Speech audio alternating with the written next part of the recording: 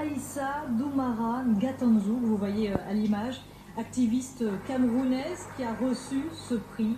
Quentin Bérichel est sur place à l'Élysée.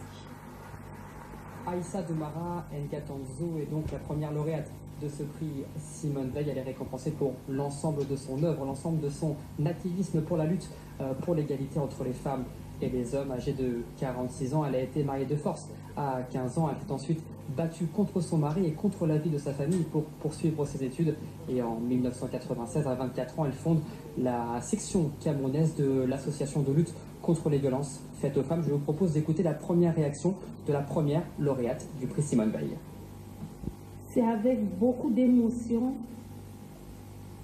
et rempli de sentiments de gratitude que j'accueille cette marque de reconnaissance.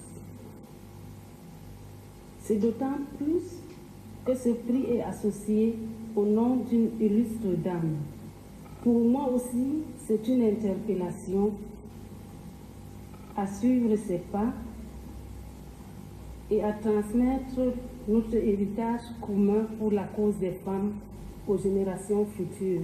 Une cérémonie qui s'est donc tenue en présence d'Emmanuel Macron, le chef de l'État qui a d'abord salué le courage et l'activisme d'Aïssa Doumara, notamment dans sa lutte contre les mariages forcés. Il a ensuite tenu à rappeler la totale détermination de la France pour aider les victimes de violences sexuelles et sexistes dans le monde. Alors, Aïssa Doumara est donc la première lauréate de ce prix Simone Veil, un prix qui rentre dans le cadre de la diplomatie féministe de la France, une diplomatie qui compte bien lutter contre les violences sexuelles et sexistes dans le monde, contre les excisions, contre les mariages forcés et surtout lutter pour l'égalité entre les femmes et les hommes. À noter qu'avec ce prix, Aïssa Doumara recevra 100 000 euros qui lui permettront de poursuivre son action, notamment dans la lutte contre les mariages forcés dans le monde.